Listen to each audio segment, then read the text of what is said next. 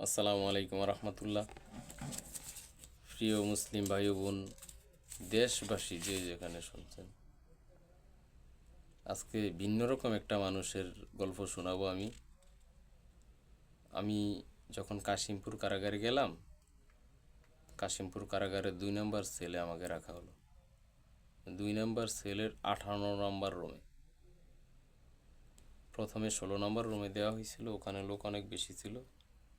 তারপরে সম্ভবত 23 বা 24 নম্বর দেওয়া হইলো, ওখানেও লোক প্রচুর বেশি ছিল, যেখানে মানুষ দাঁড়ানোই যাইতেছিল না, অথচ এখানেই শোয়া লাগবো। তারপর 18 নম্বর রুমে দিল। 18 নম্বর রুমটায় ওখানে আমি দেখলাম যে একটা ছেলেটার বয়স সম্ভবত 25-28 এরকম, হয়তো বা হইতে পারে, কম বেশি হইতে পারে। ছেলেটা হাইট 5 ফুট 6 বা 8 ইঞ্চি এরকম হবে। 8 ইঞ্চি হবে না, 6-7 এরকম হবে।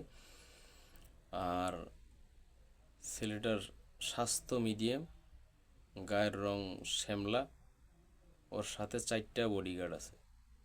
ওর কোমরে 4টা মেশিন আছে, যেগুলা পিস্তল বলেন বা রাইফেল বলেন। রাইফেল না, রাইফেল তো লম্বা, পিস্তল একেবারে স্পেশাল গান যেগুলো আর কি, যেগুলো শ্যুট করলে মানুষ স্বাভাবিকত সীমিত সময়ের মধ্যেই মারা যাবে। এরকম একটা লোক আমার জেলখানার সহযোগী আমাকে এখানে দিল।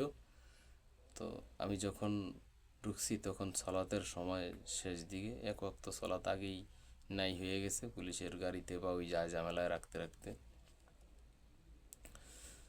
তো আমারে দেখা আমার দিকে একটু তাকাইলো, তো আমি সালাম দিলাম। আমি ওরে দেখেই ও সুবিধার না এরকম মনে হয়েছে আমার কাছে। তো তখন ওরে আমি বললাম যে ভাই, আপনারা তো মনে হয় এখানে আগে আসছেন, তো আমি তো সলাত আদায় করি নাই, আমার একটু ব্যবস্থা করে দেওয়া যায় কিনা। কয় লগের কয়েকটা ছিল, কয় এনে এইসব ব্যবস্থা ট্যবস্থা নাই, এনে নামাজ রোজার কোনো বাহনাই থাকবেন, খাওন দিলে খাইবেন, না খাওন দিলে ঘুমাই থাকবেন, মশায় কামড় খাইবেন, এরকম। তো পরে এই লোকটার কথাটা শুনে ওই লোকটা আমার ডাক দিল, কয় তুই নামাজ পড়বি?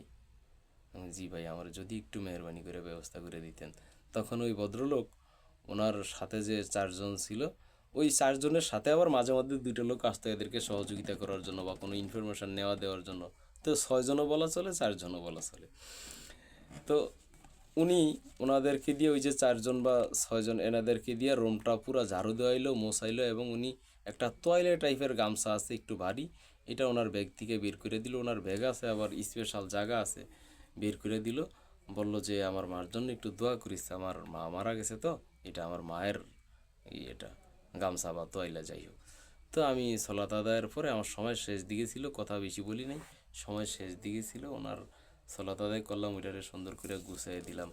আর ওনার আম্মার জন্য এই দোয়াটা করলাম, আল্লাহ এই লোকটা যদি ইমান নিয়ে, ন্যূনতম ইমান নিয়ে মারা যায় থাকে, আল্লাহ তারে তুমি মাফ করে দিও। এই তার ছেলেটা আমারে কত বড় একটা উপকার করলো, আল্লাহ এটা তো সদকায় দাঁড়িয়ে। তো এরপরে লোকটার নাম জিজ্ঞাসা করলাম, সে আমার উপর রাগ করলো, চোখ গরম দেখাইলো। তা আমি তাদেরকে জিজ্ঞাসা করলাম যে ভাই ইনি রাগ করলো কে? কয় এনার নাম জিজ্ঞাসা করা যাইব না, আর কোনো দিনও জিজ্ঞাসা করবো না। তো পরে আমি ঠিক আছে চুপচাপ দাঁড়িয়ে রইলাম। পরে আমার কইলো যে এই যে জায়গা পরিষ্কার করা হয়েছে, নামাজ পড়লি এখানে বসতে পারস, কোনো সমস্যা নেই। তো একজন জেলার পুলিশ যে ডাকলো, ডাইকা বললো যে এই ছেলেটার এখানে রাখা যাবে না, এটা 3 নম্বর সেলে নিয়ে যাবেন। আমারে তখন 2 নম্বর সেলে দিছিল, তো 3 নম্বর সেলে নিয়ে যাবেন। তখন পুলিশ বলছিল ঠিক আছে, ধরো যত দ্রুত সম্ভব দেখি। তো পরদিন বা তার 2 দিন পরে আরেকটা পুলিশে ডাইকা নিয়ে আসলো, বলল যে এই ছেলেটাকে তো 3 নম্বর সেলে দিতে বললাম, ওখানে কেন দেওয়া হলো না, এখানে কেন রাখা হইলো? তো তখন উনি বলল যে ওখানে অনেক লোক আছে, ওখানে দেওয়া যাবে না। যখনই বলছে দেওয়া যাবে না, ওই পুলিশে ঘাড় চাপ দিয়ে ধরছে ও, জেলখানার ভিতরে পুলিশে ঘাড় চাপ দিয়ে ধরছে। আর পাও দিয়ে পুলিশের বিসির, মানে পুরুষাঙ্গের যে উপরের একটুখানি উপরে, মানে তলফেটের একটু নিচে, এই জায়গায় বুট দিয়ে পাড়া দিয়ে ধরছে, আর গলা চাপ দিয়ে ধরছে, পুলিশে মাইরা ফেলাইব। আর এক হাত দিয়ে হইল মেশিন বাইর করতেছে। ও খালি ভাই মাফ করে, ওই পুলিশ ওরে কইতেছে ভাই মাফ করে দেন, ভাই মাফ করে দেন, ভাই মাফ করে দেন, এটা বলতেছে শুধু। আর পরবর্তীতে 5-7 জন পুলিশ দৌড়িয়ে আইসা ওরা একেবারে হাতে পায়ে দিরা, ওরা ওই যে পুলিশে ছুটাইবো এরকম না, শুধু ওর পায়ে ধরতেছে আর হাতে ধরতেছে, ভাই ভাই থাক, ভাই ভুল করে লাইছে, ভাই মাফ করে দেন ভাই। একজন পুলিশ কাশিমপুর কারাগারের 2 নম্বর সেলের 18 নম্বর রুমে এই ঘটনা ঘটতেছে। পুলিশ 5-7 জন 6-7 জন পুলিশ আইসা তার হাতে পায়ে ধরছে যে ভাই ভুল হয়ে গেছে, ভুল করে বলাইছে, মাফ করে দেন। তখন তো আমার ভিতর কাইপে উঠলো, কিন্তু তো ডেঞ্জারাস মাল। তো আরও এরপরে কইল যে স্যার যত দ্রুত সম্ভব আমরা ব্যবস্থা করতেছি, আপনি চিন্তা করবেন না। তো এখানে এই পুলিশ রে মাইরা ফেলাইব ওর সিদ্ধান্ত নিচ্ছে। তো তারপরে যে 2 দিন থাকলাম, এর আগেও দেখছি আপনার মন্ত্রী আমলিগের উচ্চ পর্যায়ের মন্ত্রী যারা, যেমন সিরিয়ালের যদি স্বরাষ্ট্রমন্ত্রী, পররাষ্ট্রমন্ত্রী, শিক্ষামন্ত্রী, ওই নৌ সড়ক মন্ত্রী ওবায়দুল কাদের, আমি ওখানে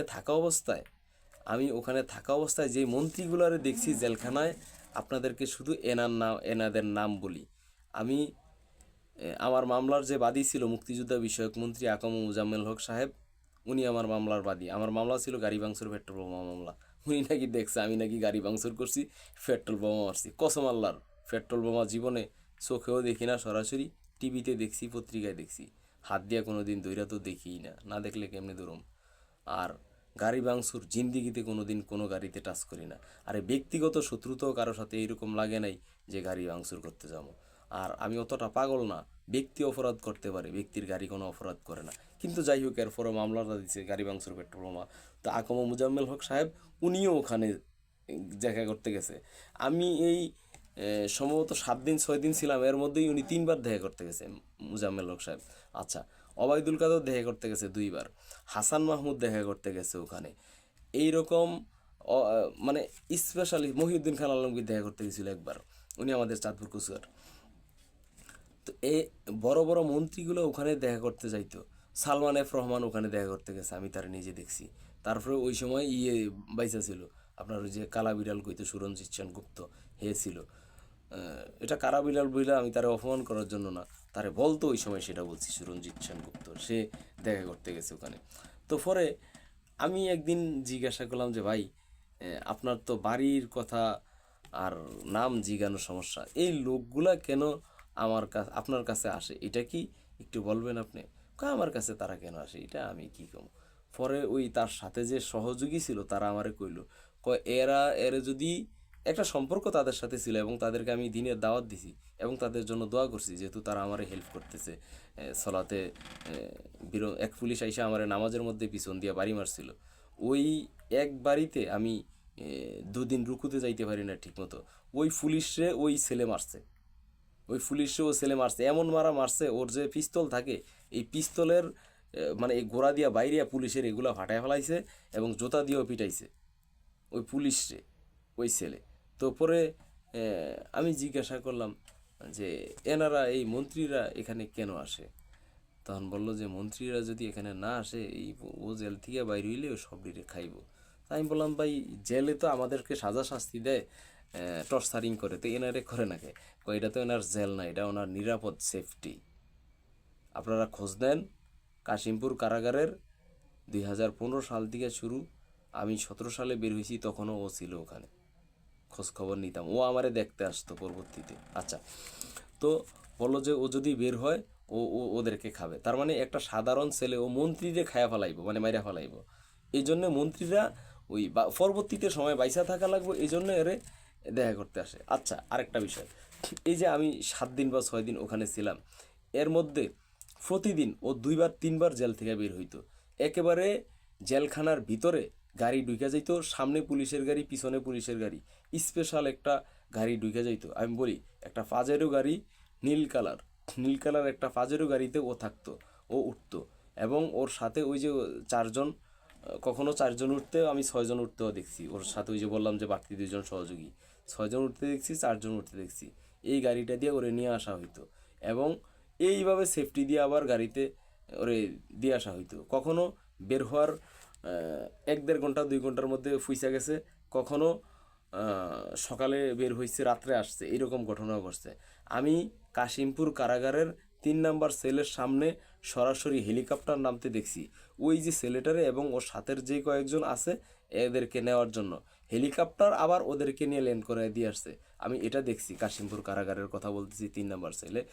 তো ওখানে এই ছেলেটারে নিয়ে আসতো। পরবর্তীতে আমি ওদেরকে জিজ্ঞাসা করছিলাম যে ভাই, আপনারা আমার আমার যে উপকার করছেন, এই জেলখানায় আমি কারোর সাথে আপনাদের এই কথা শেয়ার করুম না।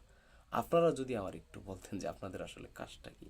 তখন বলছে যে সরকারের একটা প্ল্যান আছে, যে একটা টার্গেট আছে, এই সময় এই কাজটা করব, এই কাজের জন্য ওই লোকটা বাধা, ওই বাধাটা সরাইয়া দেওয়ার জন্য এই লোকটারে লাগে, এই লোকটা যায় ওই লোকটারে দুনিয়া থেকে সরাইয়া দেয়, যে তুই আর দুনিয়ায় বাইসে থাকতে পারবি না, কারণ তুই আওয়ামী লীগ সরকারের বিরোধিতা করছিস। তো আমি জিজ্ঞাসা করলাম যে ভাই, ও কি আওয়ামী লীগ করে? কয় না, ও যে সরকার আসে তার সাথেই ওর এইরকম কালেকশন থাকে, আর সরকার বাঁচার জন্য এরে ব্যবহার করে। আর ও মানুষ হত্যা করায় একদম একোরেট টার্গেট নিয়ে কাজ করে, এবং 19-20 হয় না। তা আমি এটাও জিজ্ঞাসা করছিলাম যে ভাই, ও কত মার্ডার করছে, কয়টা মার্ডার করছে? কয়টা, হাজারের পরে। ওই ছেলেটা হাজারের উপরে মার্ডার করছে। তো লাস্টে আমি একটা কথা ওরে বলছিলাম যে ভাই, আপনি যদি একটা ওয়াক্ত নামাজ পড়তেন, আমি যদি আপনার দেখে যাইতে পারতাম। তো আমারে কইলো যে তুই এক কাজ করিস তাইলে, এই আমি ইমাম, তুই কিরা কয়, ও পুলিশ গরো তুই কিরা কইতো, আমারও তুই কিরা কইতো, যে কোনো কাউরে তুই কিরা কইতো। কইতো তুই এক কাজ করিস, তুই মুক্তাদি হইস, আর আমি ইমাম হুমনে নামাজ পড়ামু।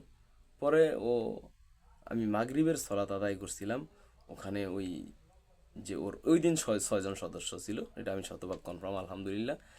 ও হয়তো বইলা দিছিল যে আমি নামাজ পড়ামু। ও এত সুন্দর তিলাওয়াত করছে, এবং ইমানের যে সংজ্ঞা আমি ওর কাছ থেকে শুনছি, কোনো মুফতি মুহাদ্দেস মুহাসসিরের কাছে এরকম ইমানের সংজ্ঞা শুনিনি, ও যতটুকু বুঝে। তো ও আমারে একটা কথা কইল যে তুই একটা দোয়া করিস, আমি মরার আগে যেন এই পথ থেকে মুক্ত হইয়া আমি সঠিক পথে ঢুইকা পড়ে আমার মৃত্যুটা হয়। ওই ভদ্রলোক আমার কাছে এই দোয়াটা চাইলো। আমি আল্লাহর কাছে কইছি, আল্লাহ, এই লোকটা আমার এত সহযোগিতা করতেছে, আর এইভাবে তুমি আল্লাহ তারে হেদায়েত দিও। আল্লাহ, তুমি তো এসছে বড় সন্ত্রাসী, বড় খারাপ মানুষদেরকে এইভাবে হেদায়েত দিছো, রেকর্ড আছে। তবে ওই ছেলেটার একটা গুণ ছিল, আমি যতটুকু জানছি, মেয়ের প্রতি ছেলেটার কোনো ইয়ে ছিল না, আকর্ষণ ছিল না, অবৈধ মেয়ের প্রতি তার কোনো আকর্ষণ ছিল না। এটা হলো একটা কথা। দ্বিতীয় আর একটা কথা, এই ছেলেটা কিন্তু নেশা খাইতো না, ওর সাথের গুলা নেশা খাইতো। নেশা বলতে ওই গাঁজা মুজা এইসব, ও মদ খাইতো। এটা ভুল বলছি আমি, নেশা বলতে ওইটা বুঝতে হয়নি, মানে এই যে সিগারেট গাঁজা এগুলোও খাইতো না, ও মদ খাইতো, আর হলো ফেন্সি খাইতো, মদ আর ফেন্সি রিল ওগুলা খাইতো। এগুলো পুলিশরা তার জন্য স্পেশাল ব্যাগ করে নিয়ে যেত। তো এটা হলো তার সাথে ঘইটা যাওয়া আমার কিছু জেলখানা ঘটনা, যদিও বিষয়গুলো কষ্টের, ও অনেক উপকার আমারে করছে। তো শেষ পর্যন্ত ও আমার 3 নম্বর সেলে নিয়েই ছাড়লো, যেখানে দেলোয়ার হোসেন সাইদি ছিল, যেখানে জসিমউদ্দিন রহমানি ছিল, মামুনুল হকরা গেলে ওখানেই থাকতো। ওই 3 নম্বর সেলটা আসলে কাশিমপুর কারাগারের একটু ভালো মানের সেল, যেখানে পরিবেশটা একটু ভালো আর কি, যদিও অনেক বেশি টাকা পয়সা খরচ করা লাগতো। তো আমার আসলে টাকা পয়সা খরচ করা লাগে নাই, আমার এই ছেলেটা সহযোগিতা করছে। আমি ওই ছেলেটার জন্য দোয়া করি। আদৌ আদৌ ছেলেটা পয়সা আছে কিনা জানি না, কারণ এই ধরনের মানুষগুলো আবার যারা তাদেরকে দিয়ে এইসব মার্ডারগুলো করায়, তারাই আবার তাদেরকে হত্যা করে দেয়। যদি ছেলেটা পয়সা থাকে, আল্লাহ যেন তারা হেদায়েত দেয়। কোন মায়ের বুক খালি করে, কোন স্বামীর স্ত্রী মেরা ফেলায়, কোন স্ত্রীর স্বামী মেরা ফেলায়, এগুলো একটা ভয়ের বিষয়। তো আপনারা দেশবাসী যে যেখানে আছেন, এই ছেলেটা যদি পয়সা থাকে, তার জন্য আল্লাহর কাছে হেদায়েতের দোয়া করবেন, আমার জন্য দোয়া করবেন, ইনশাআল্লাহ।